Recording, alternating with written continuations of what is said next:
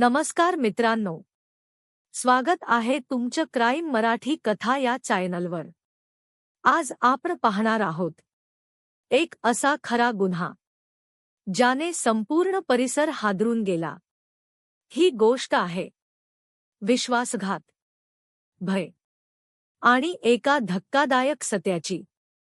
Video शेवटपर्यंत नक्की पहा, कारण प्रत्येक क्षणात नवा ट्विस्ट लपलेला आहे। जर तुम्हाला ह्या गुन्ह्यांच्या कथा आवडत असतील तर व्हिडिओला लाईक करा, चॅनलला सबस्क्राईब करा आणि बेल आयकॉन दाबा। चला तर मग आजची क्राईम स्टोरी सुरू करूया। मुंबई माणुसकीला काळिमा फासणारी एक अत्यंत धक्कादायक घटना मुंबईच्या वडाळा परिसरातून समोर आली आहे। इथं एका 45 वर्षीय महिलेने राहत्या घरात गळफास घेऊन आत्महत्या केली, मात्र यावेळी तिचा दीर केवळ प्रेक्षक बनून उभा होता। त्याने तिला वाचवण्याचा प्रयत्न केला नाहीच, उलट पीडित महिलेची मुलगी दरवाजा ठोठावत असताना त्याने तो उघडला देखील नाही।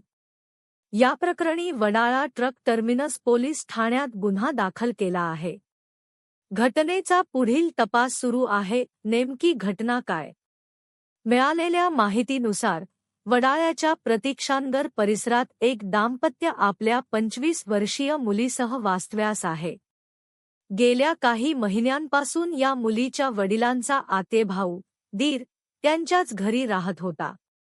शनिवारी मुलीचे वडील आणि मुलगी दोघेही कामावर गेले होते, त्यामुळे घरी केवळ आई आणि तिचा दीर दोघेच होते। सायंकाळी मुलगी जेव्हा कामावरून घरी परतली तेव्हा घराचा दरवाजा आतून बंद होता। तिने वारंवार दरवाजा ठोठावूनही आतमधून काहीच प्रतिसाद मिळत नव्हता। आरडाओरडा ऐकून शेजारीही मदतीला धावले, पण दीर दरवाजा उघडण्यास तयार नव्हता।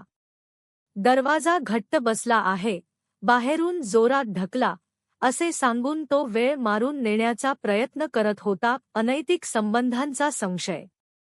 बराच वेळ गेल्यानंतर अखेर त्याने दरवाजा उघडला। मुलगी आत शिरली तेव्हा तिला समोरचे दृश्य पाहून धक्काच बसला। तिची आई विवस्त्र अवस्थेत गळफास लावलेल्या स्थितीत होती। आईला वाचवण्याऐवजी काका गप्प का बसला होता असा प्रश्न मुलीनं विचारला, पण काकाला त्याचं उत्तर देता आलं नाही। या घटनेनंतर पीडित मुलीनं आईचा मोबाईल तपासला असता त्यातून अत्यंत धक्कादायक माहिती समोर आली।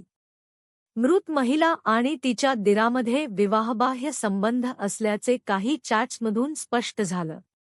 याच वादातून किंवा मानसिक त्रास। आता पोलीस याबाबत अधिकचा तपास करत आहेत। अशाच व्हिडिओंसाठी आपल्या चॅनलला सबस्क्राईब करायला विसरू नका।